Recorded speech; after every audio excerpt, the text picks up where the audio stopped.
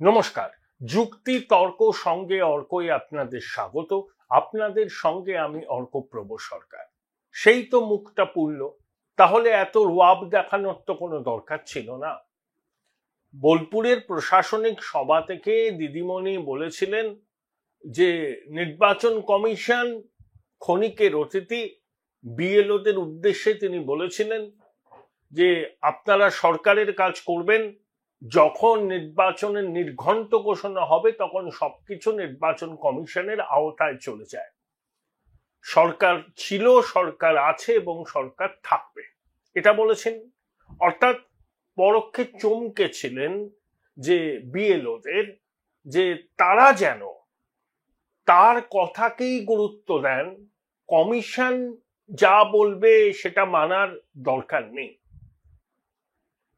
কিন্তু সেটা তো হতে পারে না। নির্বাচন কমিশন একটা সাংবিধানিক প্রতিষ্ঠান। সংবিধানের ৩২৪ থেকে ৩২৯ ধারা যদি আপনারা পড়েন তাহলে দেখা যাবে যে নির্বাচন কমিশনের প্রভূত ক্ষমতা এবং জনপ্রতিনিধিত্ব আইন ১৯৫০ তার ১৩ ধারাতেও স্পষ্ট করে বলা আছে যে নির্বাচন সংশ্লিষ্ট যে কোনো কাজ, সেটা ভোটার তালিকা সংশোধন, পরিমার্জন হোক না কেন, তখন যারা সেই কাজের সঙ্গে যুক্ত হবে তারা নির্বাচন কমিশনের ডেপুটেশনে থাকবে এবং তাদের বিরুদ্ধে যে কোনো রকম পদক্ষেপ করতে নির্বাচন কমিশন পারে। তার জন্য থেকে আলাদা করে কোনো অনুমতি নেওয়ার দরকার হয় না। মুখ্য সচিব দিল্লিতে গিয়েছিলেন, কমিশনের ফুল বেঞ্চের সামনে নিজের অসহায়তার কথা বলেছেন। ডক্টর মনোজ পান্ত অতীতেও নির্বাচনের কাজ সামলেছেন। তিনি নির্বাচন কমিশনের এখতিয়ার কি, সংবিধান তাকে কি ক্ষমতা দিয়েছে সে সম্পর্কে সম্যক ওয়াকিবহাল। মাননীয় নাও জানতে পারেন, কিন্তু মুখ্য সচিব জানেন। তাই ৭ দিনের সময়সীমা ছিল, সেই সময়সীমা শেষ হয়েছে ২১শে অগাস্ট। কি ঘোষণা করেছে রাজ্য সরকার? যে দুজন ইয়ারও তাদেরকে সাসপেন্ড করা হচ্ছে, বিভাগীয় তদন্ত হবে। কিন্তু নির্বাচন কমিশন স্পষ্ট নির্দেশ দিয়েছিল শুধু সাসপেন্ড বা বিভাগীয় তদন্ত করলেই হবে না, তাদের বিরুদ্ধে এফআইআর করতে হবে। রাজ্য সরকার এই এফআইআর এর বিষয়টাকে কিন্তু গুরুত্ব দেয়নি। এখন প্রশ্ন হলো, সাসপেনশন, বিভাগীয় তদন্ত, যথাসময় সেই সাসপেনশন প্রত্যাহার করে নেওয়া হবে। যতদিন সাসপেনশন থাকবেন ততদিন নিয়ম অনুযায়ী যা প্রাপ্য সরকারি কর্মচারীরা পাবেন। তবে তারা যদি জেলায় থাকেন তাহলে জেলা সদর ছাড়ার আগে তাদেরকে অনুমতি নিতে হবে ঊর্ধ্বতন কর্তৃপক্ষের কাছে এবং নিয়মিত তাদের ঊর্ধ্বতন কর্তৃপক্ষের কাছে জানাতে হবে বা হাজিরা দিতে হবে। তাহলে এই পদক্ষেপটা আপনি নিলেন, বাধ্য হলেন, এফআইআরও আপনাকে করতে হবে। কারণ নির্বাচন কমিশন তার নির্দেশ অগ্রাহ্য করছে। একটা নির্বাচিত সরকার যে সংবিধানের হাতে নিয়ে শপথ নেয়, সেটা নির্বাচন কমিশনের কর্তৃত্বকে চ্যালেঞ্জ বলে নির্বাচন কমিশন মনে করছে এবং রাজ্য সরকারের এই পদক্ষেপের পরে নির্বাচন কমিশন যদি চুপ করে বসে থাকে তাহলে এই বার্তাটাই যাবে যে নির্বাচন কমিশন ঠুটো জগন্নাথ, নির্বাচন কমিশন চমকাচ্ছে, গর্জাচ্ছে, কিন্তু সেভাবে বর্ষাচ্ছে না। জ্ঞানেশ কুমার যেরকম কঠোর মনোভাব দেখাচ্ছেন এসআইআর থেকে শুরু করে ভোটার তালিকা সংশোধনের কাজে, আমার মনে হয় কয়েকদিনের মধ্যেই নির্বাচন কমিশন পাল্টা পদক্ষেপ নেওয়ার জন্য মুখ্য সচিবকে নির্দেশ দেবেন। হয় নির্বাচন কমিশনের যে সিইও আছে কলকাতায় তাকে বলবেন যে এফআইআর করতে, না হলে কেন্দ্রীয় সরকারের department of personal and training এর কাছে মুখ্য সচিবের নামে অভিযোগ করবেন যে তিনি নির্বাচন কমিশনের নির্দেশ মানেননি, বলবে উইলিংলি মানেননি, এবং তার অবসরকালীন সুযোগ সুবিধা যাতে বন্ধ করে দেওয়া হয় সেই আর্জি জানাতেই পারে। আলাপন বন্দ্যোপাধ্যায়ের ক্ষেত্রে ঠিক সেই ঘটনা হয়েছে। না হলে সুপ্রিম কোর্টের দ্বারস্থ হতে পারে নির্বাচন কমিশন, যে তাদের যে ক্ষমতা সেই ক্ষমতা তারা প্রয়োগ করতে চাইছে, কিন্তু একটা নির্বাচিত সরকার পদে পদে বাধা দিচ্ছে এবং নির্বাচন কমিশনের সাংবিধানিক ক্ষমতাকে চ্যালেঞ্জ করছে। এর বাইরে কোনো অপশন নেই, এটাই হবে।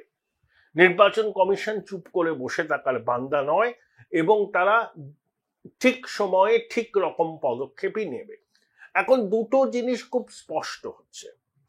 দেখুন, আমি আগেও বলেছি যে রাজ্য প্রশাসনের অন্দরে যারা আধিকারিক আছেন, সিনিয়র লেভেলের আধিকারিক, মিড লেভেলের আধিকারিক বা জুনিয়র লেভেলের আধিকারিক, তাদের একটা বড় অংশ রাজ্যের বিরোধী দলনেতার সঙ্গে যোগাযোগ রাখেন। তার একটা প্রমাণ পাওয়া গেল। কি প্রমাণ? শুভেন্দু অধিকারী কিন্তু খবরটাকে ফাঁস করলেন একটি টেলিভিশন চ্যানেলে টেলিফোনে দেয়া সাক্ষাৎকারে। সেখানে তিনি বললেন যে নবান্ন থেকে তিনি খবর পেয়েছেন 21শে অগাস্ট সকাল 10:05 মুখ্য সচিবের পক্ষ থেকে জাতীয় নির্বাচন কমিশনকে মেল করে সরকারের এই সিদ্ধান্তের কথা জানিয়ে দেয়া হয় যে 4 জনকে সাসপেন্ড করছেন, কিন্তু এফআইআর করাটা সরকার মনে করছে ঠিক হবে না, মনোবল ধাক্কা খাবে এবং লঘু পাপে গুরুদণ্ড হয়ে যাবে। এটা মুখ্য সচিব জানিয়েছেন। অর্থাৎ শুভেন্দু অধিকারী খবর ব্রেক করছেন। মাননীয়ার প্রশাসনের অন্দরে বিরোধী দলনেতার প্রভাব যে যথেষ্ট, সেটা কিন্তু আরো একবার প্রমাণিত হলো। 20 তারিখে কলকাতার উত্তর কলকাতায় সন্তোষ মিত্র স্কোয়ারে একটা সমাবেশে গিয়েছিলেন শুভেন্দু। সেখানে সাংবাদিকরা তাকে এই বিষয়ে প্রশ্ন করায় শুভেন্দু কি বলেন যে মুখ্য সচিব নোট তৈরি করেছেন, কিন্তু মাননীয়া নোটে সাইন করছেন না, তিনি এখনো অনড় অবস্থানে আছেন। তারপরে হয়তো মাননীয় স্পিন ডক্টরসরা বুঝিয়েছেন যে একেবারে নির্বাচন কমিশনের সিদ্ধান্তকে বৃদ্ধাঙ্গুষ্ট দেখালে তার পরিণতি ভালো নাও হতে পারে। তাই মাননীয়া একেবারে বাধ্য হয়ে পাঁচন গেলার মতো করে ওইটুকু করতে রাজি হয়েছেন। কিন্তু নির্বাচন কমিশন এই সিদ্ধান্তে সন্তুষ্ট হবে না। তারা মনে করবে তাদের যে কর্তৃত্ব আছে সেই কর্তৃত্বকে সরাসরিভাবে চ্যালেঞ্জ করা হয়েছে, এবং যেভাবে নির্বাচন কমিশনকে প্রতিনিয়ত তৃণমূল আক্রমণ করছে, আইএনডিআই জোটের অন্য দলগুলো আক্রমণ করছে যে এসআইআর করতে দেয়া হবে না, সুপ্রিম কোর্ট এসআইআর এর উপর কোনো স্থগিতাদেশ দেয়নি, দেবেও না, কারণ এসআইআর কখন হবে কিভাবে হবে সেটা একেবারেই নির্বাচন কমিশনের এখতিয়ারভুক্ত। দেশের সংবিধান এই অধিকার নির্বাচন কমিশনকে দিয়েছে। সুপ্রিম কোর্ট শুধু বলতে পারে যে আরো কিছু নথিকে আপনারা প্রামাণ্য নথি হিসাবে গ্রহণ করুন, যাতে এই এসআইআর সম্পর্কে পাবলিক ডোমেনে পারসেপশনটা খুব ক্লিয়ার থাকে এবং যেভাবে নির্বাচন কমিশনকে আক্রমণ করা হচ্ছে সেই আক্রমণের জবাবও নির্বাচন কমিশন দিতে পারে। সুপ্রিম কোর্টের নির্দেশ নির্বাচন কমিশন 56 ঘন্টার মধ্যে মেনে নিয়ে বিহারে যে 65 লক্ষের নাম প্রাথমিকভাবে বাদ গেছে, তাদের নাম কেন বাদ গেছে সবটাই কিন্তু ওয়েবসাইটে প্রকাশ করে দিয়েছে। এবং মুখ্য নির্বাচন কমিশনার জ্ঞানেশ কুমার 17ই অগাস্ট রবিবার দুপুরে সাংবাদিক বৈঠক করে জানিয়ে দিয়েছিলেন যে সুপ্রিম কোর্টের রায় তারা লেটার এন্ড স্পিরিটে ফলো করেছেন। এসআইআর হচ্ছে, এসআইআর হবে। সম্ভবত দীপাবলি, ভাইফোঁটা, ছট পুজোর পরে বাংলায় এসআইআর এর বিজ্ঞপ্তি প্রকাশিত হবে। এসআইআর ছাড়া ভোট হবে না বাংলায়। এটা নিয়ে আর কারোর মনে কোনো যেন সন্দেহ না থাকে। যতই তৃণমূল কংগ্রেস আপত্তি করুক না কেন, তলায় তলায় তারাও কিন্তু মানসিক প্রস্তুতি নিয়েছে যে এসআইআর হচ্ছে। সেজন্য বুথ লেভেল এজেন্টদের সঙ্গে কিন্তু দলীয় নেতৃত্ব বৈঠক করছেন, আইপ্যাকও সেখানে উপস্থিত আছে। সম্প্রতি ওই দমদম, ব্যারাকপুর, বারাসাত এই সমস্ত যে সাংগঠনিক ব্যাপার স্যাপার তৃণমূলের আছে তাদের বৈঠক হয়েছে 4-5 দিন আগে। বিএলওরা ছিল, আইপ্যাক রণকৌশল ঠিক করে দিচ্ছে। এখন আইপ্যাক দলীয় কাজে নিশ্চয়ই মাথা গলাতে পারে, কারণ তারা তৃণমূলের পরামর্শদাতা। কিন্তু পাড়ায় সমাধান প্রকল্পেও আইপ্যাক ঢুকে পড়েছে। শুভেন্দুবাবু অভিযোগ করেছেন কি, তথ্য সংস্কৃতি মন্ত্রকের বড় কর্তাকে আইপ্যাক রীতিমতো হুমকি দিচ্ছে এবং প্রশাসনের অন্দরে আইপ্যাকের প্রভাব অনস্বীকার্য এবং তারা কার্যত টার্ম ডিকটেট করে। এই অভিযোগও দীর্ঘদিন ধরে আছে। এখন এই যে মুখটা পুড়ল, সরকারি প্রশাসনের কাছে কি বার্তা গেল? যে মুখ্যমন্ত্রী যতই বলুন যে সর্বোচ্চ সুরক্ষা দেবেন, দেশের আইন বা নির্বাচন কমিশনের ক্ষমতা আরো অনেক বেশি। সব জায়গায় মাননীয়ার আইন প্রযোজ্য হয় না, দেশের আইন প্রযোজ্য হয়। দেশের সংবিধান যে সাংবিধানিক প্রতিষ্ঠানকে ক্ষমতা দিয়েছে, সেই ক্ষমতা নির্বাচন কমিশন প্রয়োগ করেছে। এবং আরো অনেক, এই আরো কিন্তু নির্বাচন কমিশনের নজরে আছে। তাদেরকে আগেও সতর্ক করা হয়েছে, কিন্তু তারা খুব বেপরোয়া। এই 4 জন আধিকারিকের বিরুদ্ধে ব্যবস্থা নেওয়ার যে নির্দেশ নির্বাচন কমিশন দিয়েছিল, সেটা কিন্তু তারা একটু জল বা মাপতে চেয়েছে যে কতটা রাজ্য সরকার তাদের এই নির্দেশকে মানে। রাজ্য সরকার চাঁদ সওদাগরের মনসা পুজো করার মতো কমিশনের নির্দেশ মেনেছে, কিন্তু এফআইআর করেনি। এফআইআর তাদের করতে হবে। বাকি যে আধিকারিকরা নির্বাচনের কাজের সঙ্গে যুক্ত আছেন এবং ভবিষ্যতে যুক্ত হবেন, নির্বাচনের সময় তাদের অনেক দায়ী দায়িত্ব থাকবে, তারা যেন আইন মোতাবেক কাজ করেন। বঙ্গেশ্বরীর ইচ্ছাকে প্রাধান্য দিলে তাদের উপরেও কিন্তু শাস্তির খাড়া নেমে আসবে। নির্বাচন কমিশনের আওতায় যখন পুরো ব্যবস্থাটা চলে যাবে, নির্বাচনের বিজ্ঞপ্তি থেকে শুরু করে ফল প্রকাশ পর্যন্ত, বঙ্গজ আধিকারিকরা একটা জিনিস কান খুলে শুনে নিন, তখন যদি আপনারা নির্বাচন কমিশনের সিদ্ধান্ত রূপায়ণ করতে বেগরবাই করেন, বঙ্গেশ্বরীর ইচ্ছাকে প্রাধান্য দেন এবং নির্বাচন কমিশনের সিদ্ধান্তকে বৃদ্ধাঙ্গুষ্ঠ দেখানোর দুঃসাহস রাখেন, তাহলে জেনে রাখবেন যে আপনাদের বিরুদ্ধেও শাস্তিমূলক ব্যবস্থা নেবে নির্বাচন কমিশন। কোনো আইন আপনাদের বাঁচাতে পারবে না। আপনারা কাকুতি মিনতি করতে পারেন, কিন্তু সাংবিধানিক প্রতিষ্ঠানের কাছে এই কাকুতি মিনতির কোনো রকম মূল্য নেই। ইউজার আইডি পাসওয়ার্ড আপনি একজন অস্থায়ী কর্মীকে দিয়ে দেবেন? WBCS এক্সিকিউটিভ অফিসার সব এরাই তো সরকার চালান। একজন অস্থায়ী কর্মী সম্ভবত আইপ্যাক মনোনীত কোন সংস্থা থেকে এসছে। কোন দুঃসাহসে এই কাজটা আপনারা করেছেন? এখন বলছেন যে বিশ্বাস করে দিয়েছি। বিশ্বাস করে এমন একজনকে দিলেন যার সরকারের কাজের কোনো দায়বদ্ধতা নেই, সে অস্থায়ী কর্মী, সে বেপরোয়া ভাবে ভুয়ো নাম ভোটার তালিকায় তুলে গেল। চমৎকার।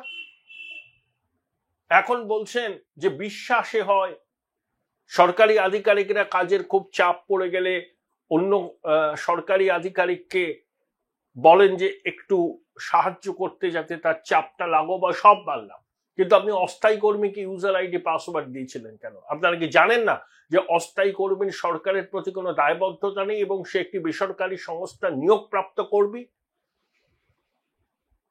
আসলে ইচ্ছাকৃতভাবে করেছিলেন। এভাবেই রাজ্যের বিভিন্ন জায়গায় ভুয়ো নাম ভোটার তালিকায় যুক্ত করা হয়েছে। একটা চাল টিপলে বোঝা যায় ভাতটা কেমন।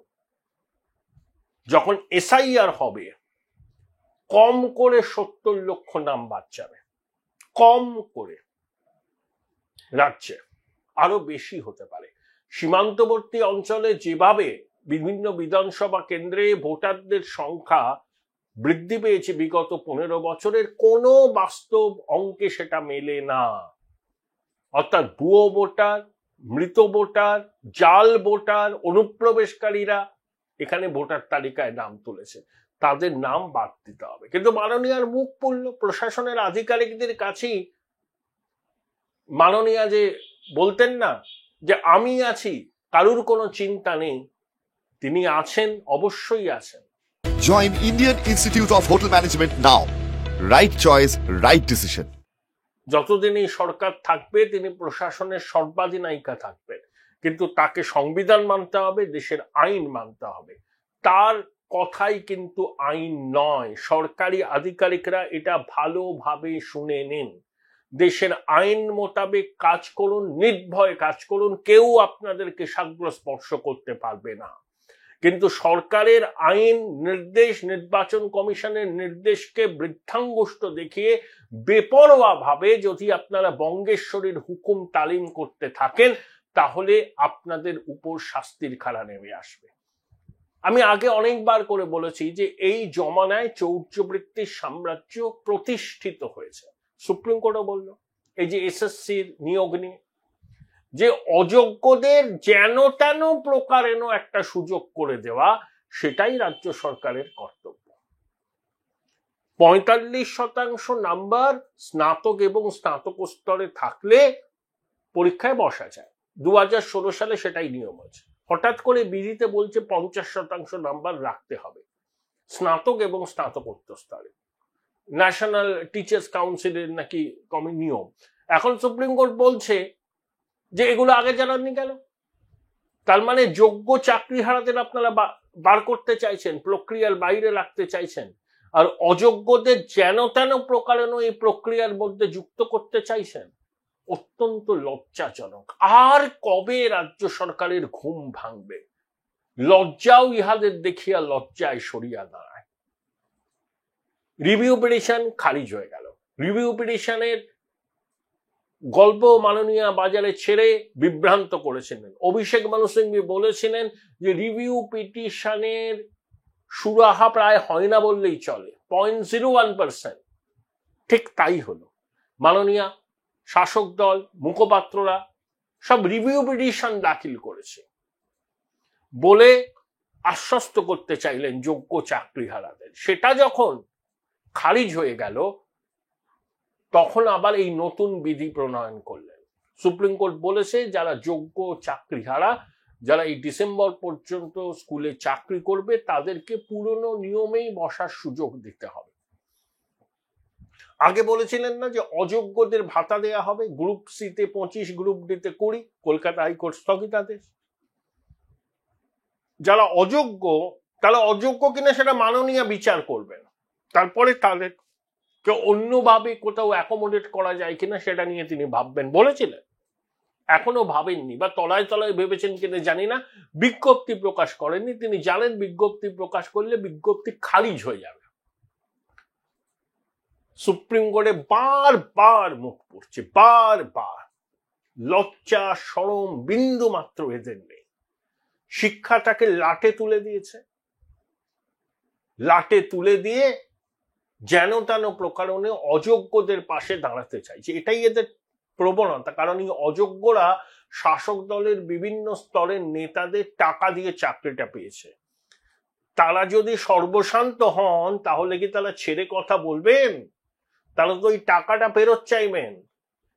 সেই রাস্তায় তারা যাতে না হাঁটেন সেটা নিশ্চিত করার জন্যই আইন মানব না, নিয়ম মানব না, বিভ্রান্ত করব, গাজর ঝোলাবো সামনে, মিথ্যা আশ্বাস দেব, এই করে এরা চলেছে। সুপ্রিম কোর্টের এই পর্যবেক্ষণ বা রায় যাই বলুন না কেন, একজন বঙ্গবাসী হিসাবে লজ্জায় মাথা হেঁট হয়ে যাচ্ছে। কিন্তু পাওয়ার্স দ্যাট বি এক নবান্ন, আমি জানি না তারা কি ধাতুতে গড়া।